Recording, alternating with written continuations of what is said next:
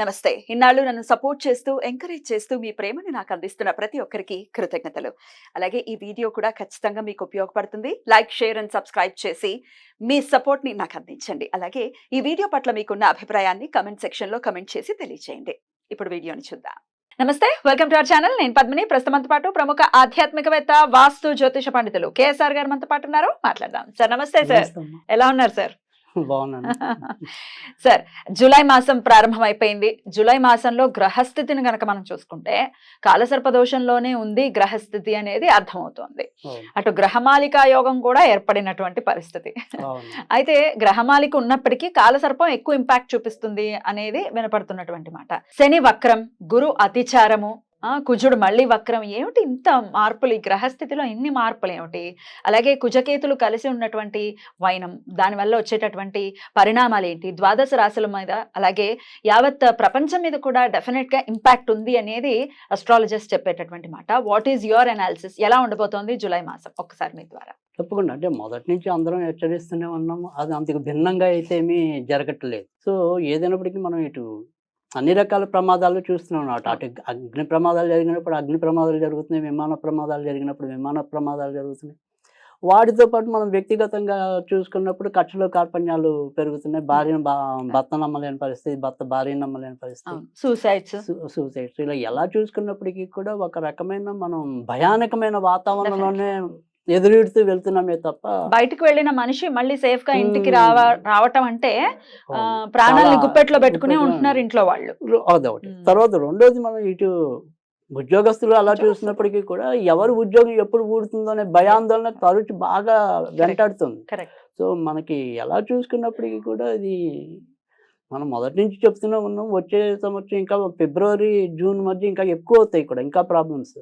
So వచ్చే సంవత్సరం June తర్వాత నుంచి నెమ్మదిగా కొంతవరకు సర్దు మనకి అవకాశాలు ఎక్కువగా ఉంటాయి తప్ప దేనివల్లనండి? ఏ గ్రహస్థితి ఒకేసారి మనకి ఇటు ఏమంటాం, ఈ గ్రామాలిక యోగం అనుకోండి, లేదా రావుకేతు ఇంపాక్ట్ అనుకోండి. తర్వాత మరి వచ్చేప్పటికి ముఖ్యంగా కుజకేతులు ఎప్పుడైతే కలుస్తారో దానివల్ల ఇలాంటి ప్రమాదాలన్నీ కూడా ఇప్పుడు ఎక్కువగా ఫైర్ సైన్ లో కలిసి ఉండటం, అంటే సింహరాశిలో ఇద్దరు కలిసి ఉండటం, అగ్ని అంతే, ఇద్దరు మరి అగ్ని రాశిలో ఉండటం అనేది ఇబ్బంది. సో ఎలా చూసుకున్నప్పటికీ కూడా మనకి ముందైనా సరే, ఇప్పుడు తర్వాత కుజుడు వచ్చేప్పటికి కన్యలోకి వెళ్తాడు. కన్యలోకి వెళ్తే అసలు బాగుండదు. సో అందుకని ఇవన్నీ మనకి తర్వాత రవి నీచంలోకి వస్తాడు. సో అందుకని ఓవరాల్ గా మనం చెప్తుంది ఏంటంటే వచ్చే సంవత్సరం జూన్ అనేది. సో అప్పటికి కానీ సర్దుమణిగే పరిస్థితి లేదు. ఖచ్చితంగా మనం అందరం కూడా ప్రతి ఒక్కళ్ళం కూడా ఎంతో కొంత ఒక పద్ధతి ప్రకారం, అంటే మీకు 10 నిమిషాలే వీలైతే 10 నిమిషాలు దేవుడి కోసం కేటాయించండి, పావుగంట కుదిరితే పావుగంట కేటాయించండి. బట్ దేవుణ్ణి నమ్ముకోండి అంతవరకు. దేవుడు లేడు నాకు అనుకోండి, మీరు ఎవరిని గురువుని నమ్ముతారో ఆ గురువుని నమ్మండి.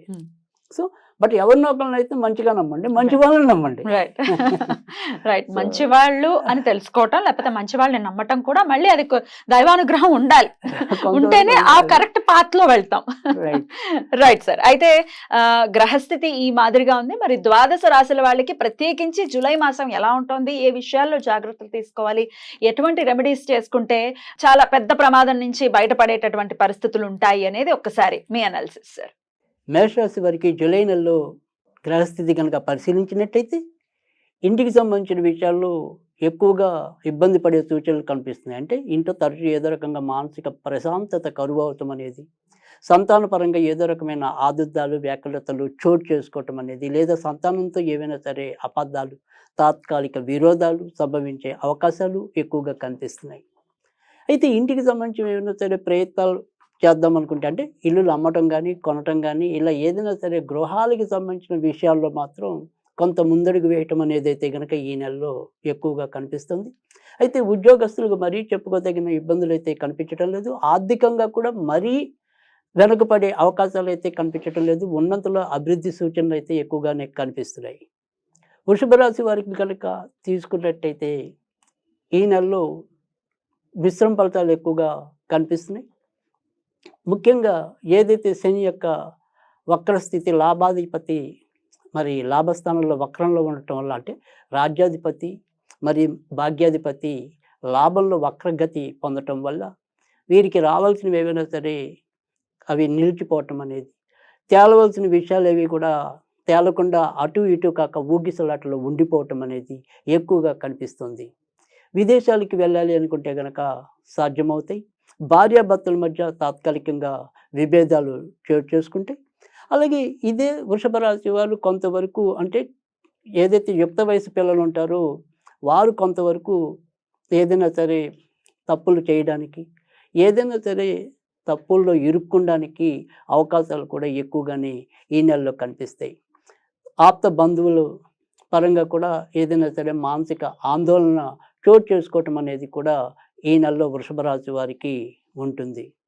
మిథున రాశి మిథున రాశి వారికి వచ్చేప్పటికి వీరికి కూడా ఈ నెలలో ఎక్కువగా మిశ్రమ ఫలితాలు కనిపిస్తున్నాయి.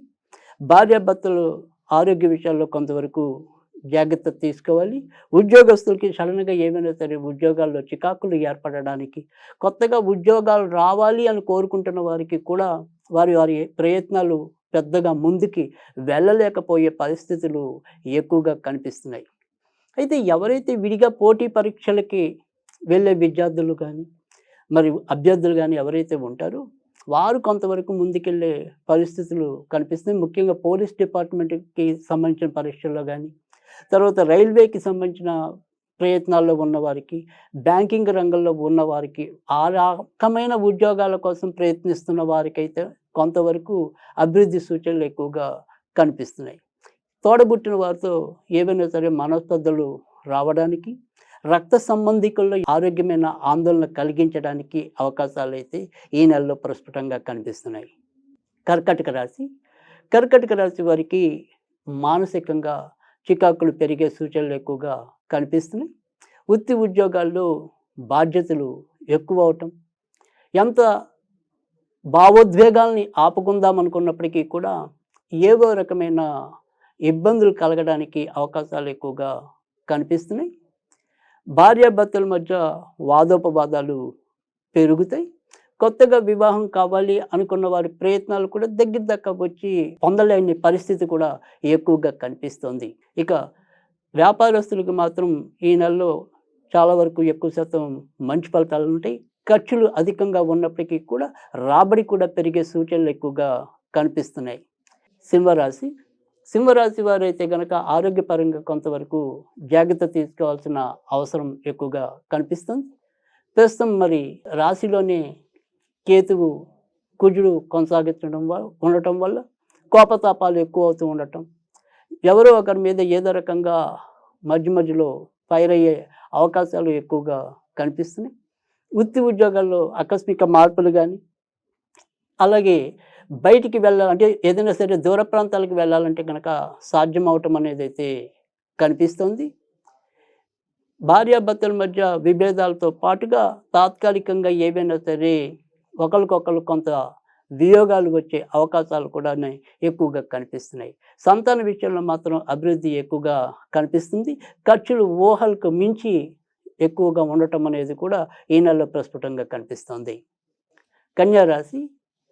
కన్యారాశి వారికి ఎక్కువ శాతం మంచి ఫలితాలు కనిపిస్తున్నాయి. ముఖ్యంగా ఎక్కువ గ్రహాలు ఇటు భాగ్యస్థానంలో అయితేనేమి, రాజ్యస్థానంలో అయితేనేమి, లాభస్థానంలో అయితేనేమి సంచరిస్తూ ఉండటం వల్ల చేపట్టిన ఏ పనిలో అయినా సరే చక్కటి ప్రోత్సాహకరమైన వాతావరణం ఉంటుంది. వీరు నిర్ణయాలు తీసుకోవటంలోనే కొంత తడబాటు అనేది ఉంటుంది తప్ప నిజానికి వీరు కనుక ప్రయత్నించి చూసిన వాటిల్లో ఏదైనా సరే విజయ అవకాశాలు మెండుగా కనిపిస్తున్నాయి. కొత్తగా ఇటు వివాహం కావాలి అనుకునే వారికి బాగుంటుంది. ఆ తర్వాత ఇప్పటికే ఏదైనా సరే భార్యాభర్తల మధ్య ఏదైనా సరే తాత్కాలిక వియోగాలు కానీ, ఏదైనా సరే ఉద్యోగాల రీత్యా విడివిడిగా ఉండే పరిస్థితులు వచ్చినా కానీ వారు ఈ నెలలో కొంతవరకు దగ్గర పడే అవకాశాలు కూడా ఎక్కువగా కనిపిస్తున్నాయి. ఇక సంతానం ప్రేమలో ఉంటే కనుక వారు పెళ్లి దాకా వెళ్ళే అవకాశాలు కూడా ఎక్కువగా కనిపిస్తున్నాయి. దూర ప్రాంతాలకి వెళ్ళాల్సిన ప్రయత్నాల్లో మాత్రం కొంత విఫలత కనిపించవచ్చు. ఇక మిగతా అన్ని విషయాల్లో కూడా ఎక్కువ శాతం మంచి ఫలితాలు అయితే కనుక ప్రస్తుతం కన్యారాశి వారికి ఎక్కువగా ఉన్నాయని కూడా చెప్పచ్చు. తులారాశి వారికి కూడా ఎక్కువ శాతం మంచి ఫలితాలు ఉన్నాయి. అయితే వ్యక్తిగత ఆరోగ్య విషయంలో జాగ్రత్త తీసుకోవాలి. ఇటు నడుముకు సంబంధించినవి కానీ, తర్వాత అజీతికి సంబంధించినవి కానీ అనారోగ్యాలు ఎక్కువగా వచ్చే అవకాశాలు అయితే ఉంటాయి. ఆరోగ్యాన్ని పక్కన పెడితే మిగతా అన్ని విషయాల్లో కూడా ఎక్కువ శాతం ప్రోత్సాహకరమైన, సంతృప్తికరమైన వాతావరణం అయితే కనిపిస్తుంది. వృత్తి ఉద్యోగాల్లో గౌరవ మర్యాదలు పెరుగుతాయి. ఇటు మీడియా రంగంలో ఉన్నవారికి, తర్వాత మరి రాజకీయ రంగంలో ఉన్నవారికి ఇద్దరికీ కూడా చక్కటి అనుకూలమైన వాతావరణం. ముఖ్యంగా మరి జూలై మధ్య భాగం నుంచి ఎక్కువ శాతం మంచి ఫలితాలు పొందటం అనేది ఉంటుంది. జూలై 15వ తారీఖు వరకు మిశ్రమ ఫలితాలు ఉంటే అక్కడి నుంచి ఎక్కువ శాతం విజయం పొందటం అనేది, వివిధ రంగాల్లో పేరు ప్రఖ్యాతులు గడించడం అనేది కూడా ఎక్కువగా కనిపిస్తుంది. కొత్త అవకాశాలు లభించడం అనేది, కొత్త కొత్త ప్రయోగాలు చేసే మరి పరిశోధక ఆత్మకులకి కూడా మంచి ఫలితాలు లభించనున్నాయి. మొత్తం మీద చూసినప్పుడు తులారాశి వారికి కూడా ఎక్కువ శాతం మంచి ఫలితాలు కనిపిస్తున్నాయి. వృశ్చిక రాశి వారికి కూడా గత 2-3 నెలలతో పోలిస్తే ఈ నెలలో ఎంతో కొంత అభివృద్ధి కనపడే దాఖలాలు ఎక్కువగా కనిపిస్తున్నాయి. వృత్తి ఉద్యోగాల్లో ఇప్పటిదాకా ఏదైనా సరే ప్రతిస్తంభన అనేది ఉంటే కనుక అది తొలగి ముందుకు రావటం అనేది ఉంటుంది.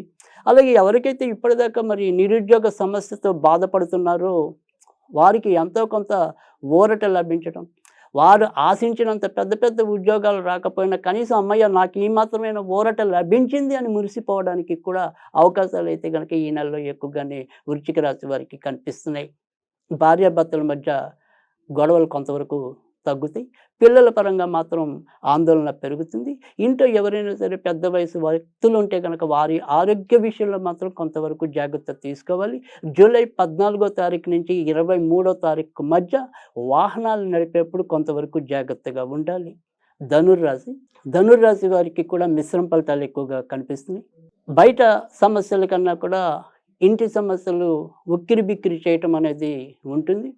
ఇంట్లో అమ్మయ్య ఇప్పుడు నేను కొద్దిగా ప్రశాంతంగా ఉన్నాను అనుకునే సమయానికి మరొక కొత్త సమస్య రావటం, మానసికంగా ఎప్పుడు ఎవరో ఒకళ్ళ గురించి ఆలోచించవలసిన పరిస్థితులు ఎదురవటం అనేది కూడా ఈ నెలలో ధనుర్రాశి వారికి ఎక్కువగా కనిపిస్తుంది.